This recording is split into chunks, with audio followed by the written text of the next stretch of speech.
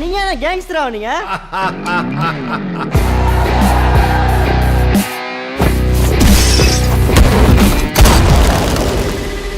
யாரா அந்த கபாலி? வர சொல்ற அவன. தமிழ் படங்களை எங்க மரல் வச்சுக்கிட்டு மீசை முறுக்கிக்கிட்டு லுங்கி கட்டிக்கிட்டு நம்பியாரு ஏ கபாலி அப்படின்னு சொன்ன உடனே குனிஞ்சி சொல்லுங்க எஜுமா அப்படி வந்து நிப்பானே அந்த மாதிரி கபாலி நினைச்சியாடா? கபாலிடா.